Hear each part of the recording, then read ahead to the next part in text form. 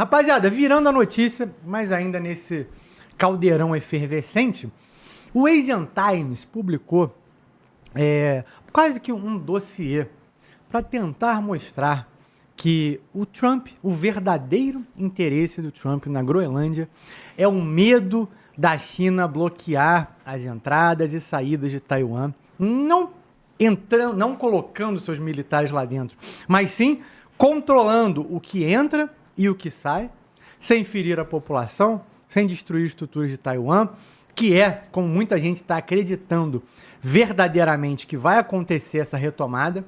Já tivemos aí indícios de que isso vai acontecer. Não há motivos para a China não entender que Taiwan é um terreno deles, né? Que aquilo ali faz parte da China. E o Trump pode ficar... aliás, os Estados Unidos, me corrigindo, pode ser o país mais prejudicado com isso. Por quê? Sabe esse tarifaço que o Trump faz com vários países? Inclusive, está fazendo agora em vários setores para os países que não apoiarem a tomada da Groenlândia pelos Estados Unidos. Ele já fez esse anúncio. A China poderia fazer isso de duas frentes. A primeira, com a própria tecnologia que é feita no seu país, e ela já deu indicativos de que vai fazer isso, porque já teve empresas parando, diminuindo a distribuição e etc., para focar no mercado interno. Mas Taiwan é uma das áreas, é talvez a maior área, que produz os chips que são utilizados aí para quase tudo que a gente tem de alta tecnologia. E se a China tiver controle sobre isso, ela vai ter controle sobre o poder financeiro de várias empresas dos Estados Unidos. E por que isso é um problema? Porque assim, gente, China e Estados Unidos têm grandes dívidas. Ambos. Grandes dívidas. Só que dívida não quebra país com moeda forte e bem estruturado. É muito improvável que Estados Unidos e China eventualmente venham a quebrar em 10, 20, 30, 40 anos. Apesar de que você vai ver vários especialistas dizendo isso por aí. Tanto para um lado quanto para o outro. Mas é improvável. Né? Nem esses países acreditam que isso vai acontecer. Porque eles têm recursos e formas de contornar isso. Ok? Dito isso, o processo de construção de chips que dependem muito de terras raras que os Estados Unidos não têm, se prejudicado, pode levar aí de 5 a 20 anos para você retomar a produção para várias empresas norte-americanas, que hoje eles dependem da Ásia. Isso tá para acontecer, gente? Bom, você não vai ver ninguém aqui na imprensa local brasileira falando sobre isso. Mas lá na Ásia, você vai ver a imprensa indiana, a imprensa japonesa, a imprensa da Coreia do Sul. E você só não vai ver a própria China dizendo isso porque ela não vai anunciar que vai fazer esse tipo de coisa. Mas é muito provável que isso aconteça. E como já foi dito várias vezes, a Groenlândia tem um ponto específico de terras raras que ajuda essa produção de chips. É necessário para a sobrevivência dos Estados Unidos, se isso for verdade com relação à China, pegar a Groenlândia para amanhã. Carcará, queria te ouvir sobre isso e lembrando aí para as pessoas deixarem aí o seu like, porque esse é aquele tipo de matéria que a gente traz aqui que ninguém fala. Aí, quando daqui a um mês alguma coisa acontecer por causa disso, você vai ter visto aqui primeiramente no Fala Glauber News. Carcará, com você. Opa, Érico, eu vou dar eu vou falar sobre esse assunto, mas vou dar só um cliquezinho aqui no assunto que o Júlio começou, que é muito interessante, tá? Só voltando um pouquinho, para o público ter ciência, sobre os nazistas na Ucrânia. Isso é muito sério, tá, cara? Em 2014, o Putin, uma dos requisitos que fez ele invadir a Ucrânia e o povo apoiar foi o movimento nazista ucraniano. O russo, ele não aceita movimento nazista dentro do território dele. E nem aceita a Agenda 2030, que quer transformar a juventude lá em LGBT, esse negócio todo. Então, os russos são putos com esse tipo de coisa. É por isso que ele tem uma simpatia do governo chinês e do Trump ao mesmo tempo. Vamos lá. Esse batalhão Azov, na verdade, é uma brigada. Era um miliciano de extrema... nacionalista extremos, né? Esse pessoal de cunho nazista. Eles fundaram esse batalhão Azov para lutar contra os russos lá em Mariupol, que eles são de lá, na margem do Mar Azov, por isso que o nome do batalhão Azov. O governo transformou eles em exército regular. Olha só a merda. Transformaram eles em exército regular e eles fundaram um partido. Tem até o nomezinho do partido deles aqui. Partido do Corpo Nacional.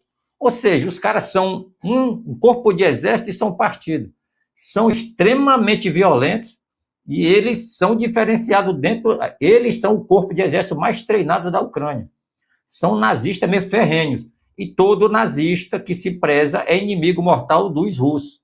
Pois foram os russos que destruiu o sonho do Terceiro Reich, tá, senhores? Só para vocês terem um pouquinho de esclarecimento sobre alguém dizer que é mentira, que não existe. Existe sim, eles têm bandeira, têm símbolo, têm sindicato, eles têm quartéis que eles são obrigados, eles têm sede, têm partido, têm finança do governo. A Europa financia eles, os franceses, Bruxelas, esse bando de vagabundo de Bruxelas aí, essas prostitutas aí da Bélgica, financiam eles.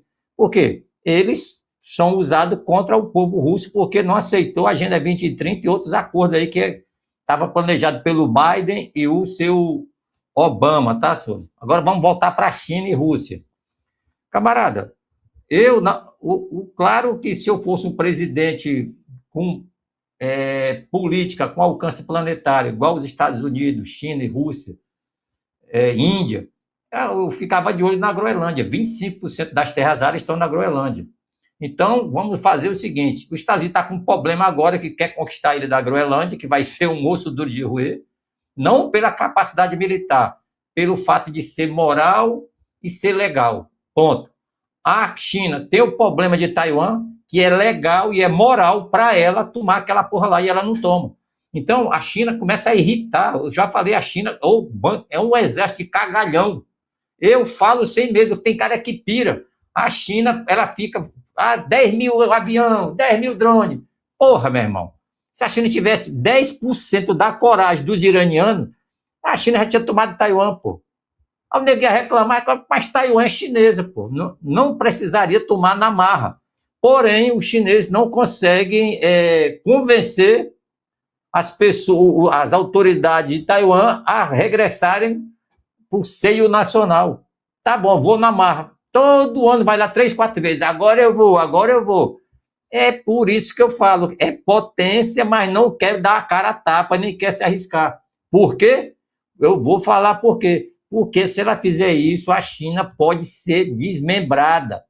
As províncias que são tiradas com o regime chinês lá, povos que falam línguas diferentes, né? E religiões diferentes, que estão ali na marra mesmo, se segurando. Pô, vão se soltar, pô.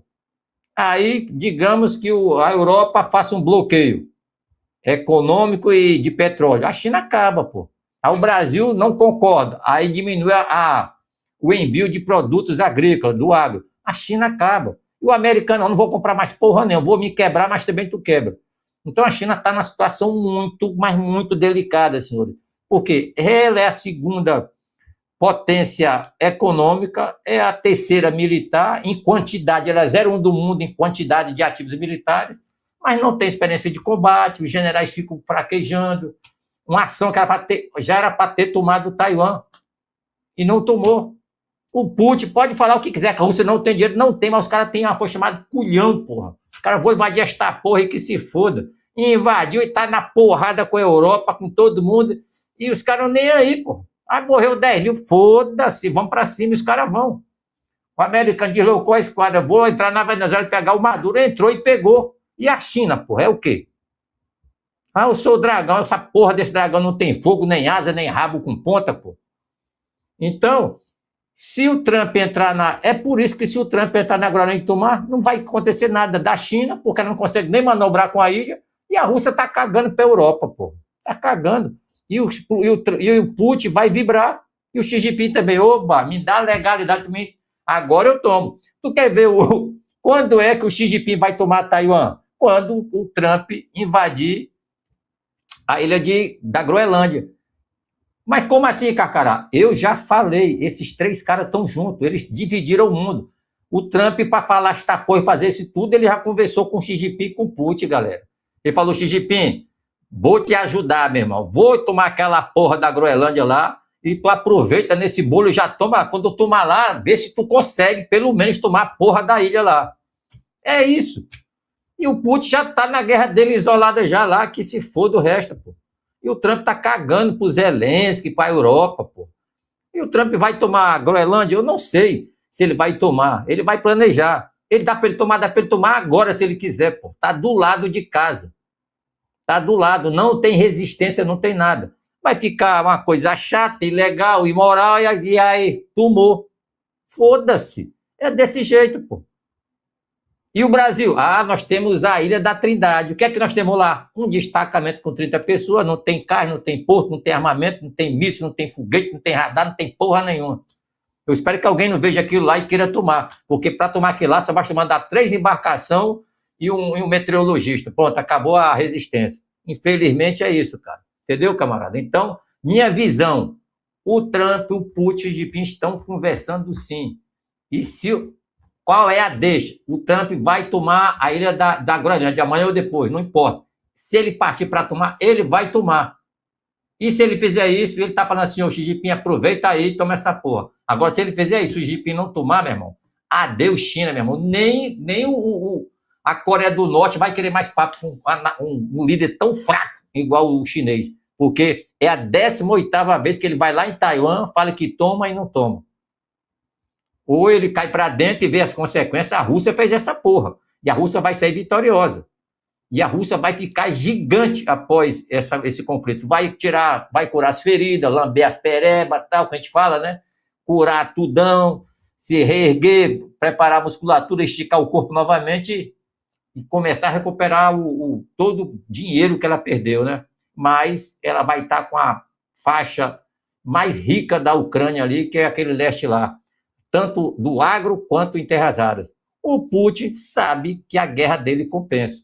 O Xi Jinping não sabe se vai compensar ou não. O Trump sabe que a guerra dele compensa. O único que fica igual merda na água é o Xi Jinping.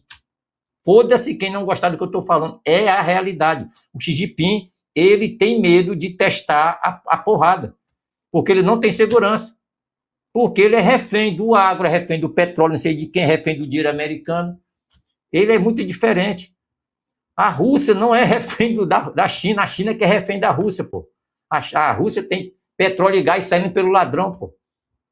Entendeu? Se a China não comprar, ele vende para um, vende para outro, diminui o preço, estão nem aí, são trilhões de metros cúbicos.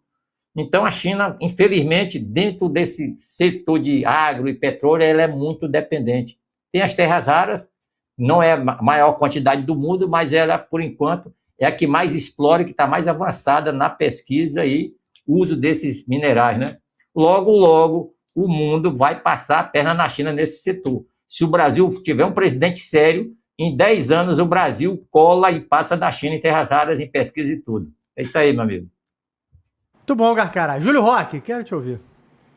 Bem, Eric, falar da China é bem interessante. Vemos um crescimento simplesmente incrível, mas que continua, né? Na 3ª colocação ali no ranking militar de países, de poder militar no mundo. Então, primeiro Estados Unidos, segundo Rússia, terceiro China, e com um crescimento bastante expressivo. Mas uma coisa que temos que lembrar os nossos telespectadores é que o tempo para o pessoal oriental, ou o pessoal que tem a cultura do Oriente, é diferente da cultura ocidental. Eles sempre pensam além 3 ou 2 vezes mais tempo os resultados do que os ocidentais. Então, para os ocidentais é tudo muito imediatista.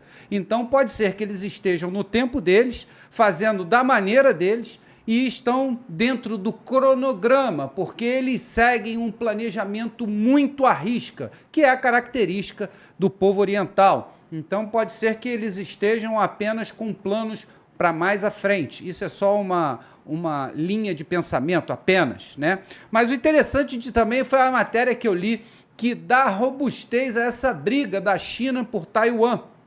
O presidente Trump acaba de fechar um acordo histórico comercial com Taiwan. E justamente no que?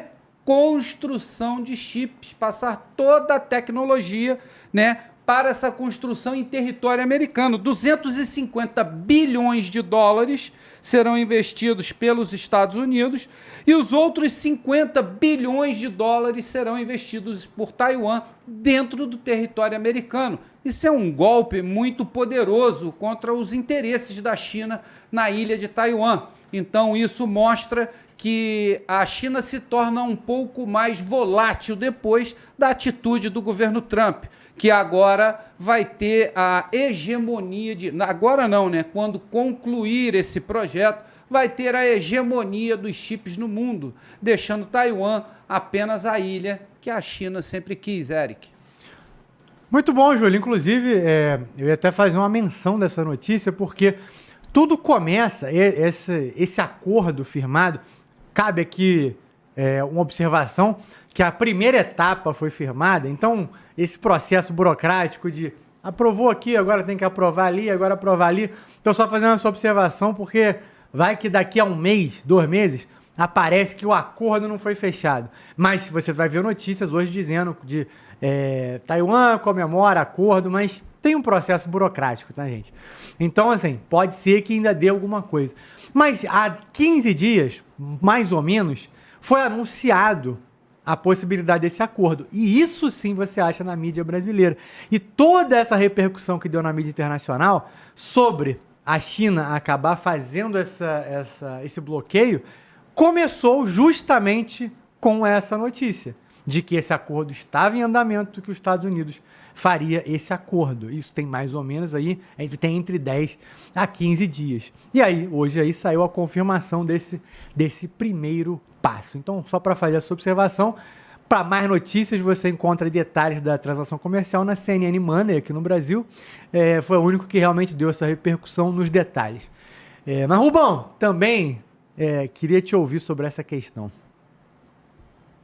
O grande problema, todo mundo fica falando em terras raras, o problema do mundo não é terras raras, não. Por exemplo, os Estados Unidos têm acesso hoje a todas as terras raras da Groenlândia, sem ser dono da Groenlândia. O grande problema das terras raras são as refinarias de terras raras, que os Estados Unidos parou por causa de custos e começaram a pegar terras raras refinadas. E estão 20 anos atrasados em relação a isso. É aquela velha história de acabar com indústrias estratégicas em torno do dinheiro única e livre da conta. Existe a conta física e a conta estratégica. A conta estratégica é aquela que a gente não faz aqui no Brasil. A gente parou de refinar aqui porque, teoricamente, é mais barato pegar óleo refinado lá fora. É mentira. É mentira. A única coisa que tem é que é o seguinte: quando você pega o petróleo brasileiro, hoje o petróleo brasileiro é talvez o maior item de exportação do Brasil, se ninguém sabe, né?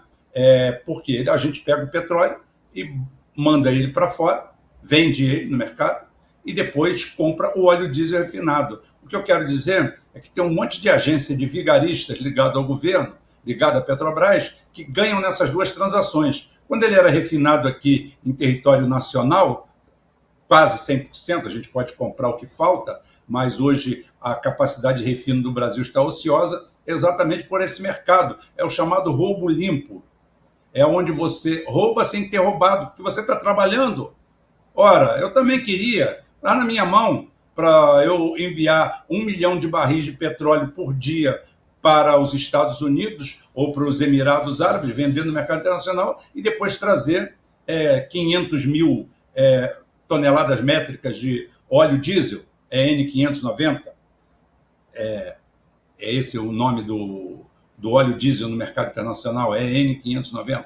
Então é o seguinte, é muito fácil, você ganha comissão na ida e as comissões são milionárias, são percentuais pequenos, mas valores são milionários. Então tem muita gente ficando podre de rico, tem muito banco ganhando com isso. Então, o que acontece? Aí você chega para um economistazinho de bosta, e o economizinho de bosta vai chegar para você e vai falar o seguinte: não, mas no mercado econômico, o economista não entende porra nenhuma, não entende de nada, são eles que afundam os países. Eu já falei, provei e mostrei para todo mundo que nos últimos 4 anos, manchete aí, na própria revista dele, 95% de todas as previsões econômicas feitas pelos economistas nos últimos 4 anos, 95% errada. É a mesma coisa que você ir num médico para tratar alguma coisa que o índice de óbito dos pacientes dele é de 95%. De cada 100 morrem 95. Você ia nesse médico? Não, nem eu. Então também não vou ouvir o que os economistas têm para falar. Então é o seguinte, o que é estratégico? Essa moda aí tipo a doutrina Oak, tipo isso aí, também é outra tragédia, é seguir os economistas. Não é à toa que os Estados Unidos está com a dívida de 85 bilhões de dólares, 85 trilhões, 38,5 trilhões de dólares e crescendo mais de 1,5 trilhão por ano, exatamente baseado nesses conceitos econômicos. Os Estados Unidos nunca passou por essa situação, está passando, está tendo problema. Da última vez tiveram que ameaçar até o Japão, porque houve uma venda de títulos públicos e simplesmente ninguém comprou. Nem o Japão, que é o maior detentor de títulos da dívida pública americana. Isso daí é um problema também que leva o Trump a fazer essa movimentação. Quanto à China com Taiwan, eu não acho covardia, eu não acho nada. Eu acho que seria burrice demais atacar Taiwan.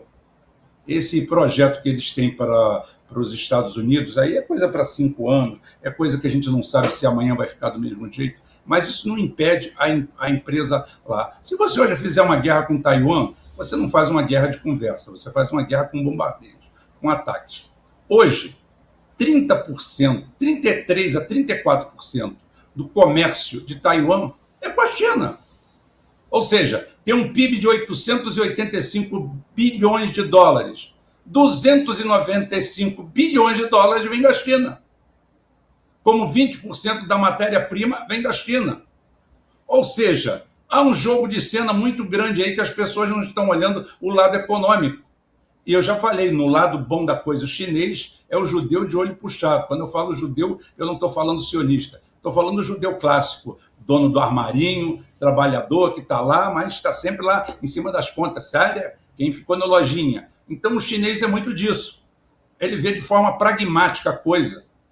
E realmente, eles têm 5.000 anos. E outra coisa, não mantenham nenhum tipo de otimismo, não, porque desde que a China meteu a mão no mundo, tudo que ela meteu, graças à dedicação, ao investimento e à quantidade inequívoca que eles botam de técnicos e engenheiros no mercado todo ano, em todos os setores, todos os outros, ninguém nunca alcançou eles. Não é esse Ocidente desorganizado que vai fazer. O Brasil, se fizer tudo o que fizer, vai ficar 10 anos-luz da China. Por quê? Porque a própria estrutura.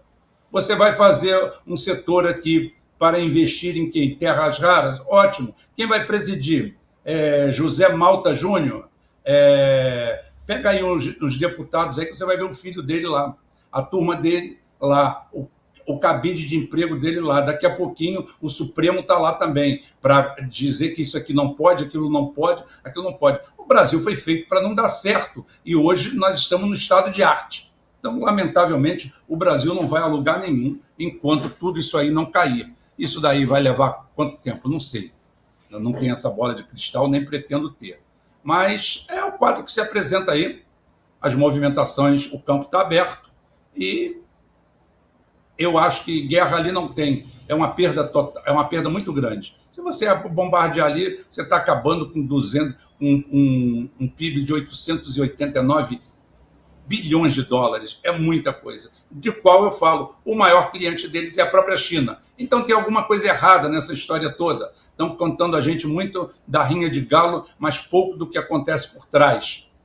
Ninguém tem uma movimentação financeira com eles, nem os Estados Unidos, como a China tem. 34% do PIB deles entre China e Hong Kong, que é uma cidade-estado que pertence também à China, mas tem autonomia. Então, é isso aí. Ficamos por aqui nesse setor.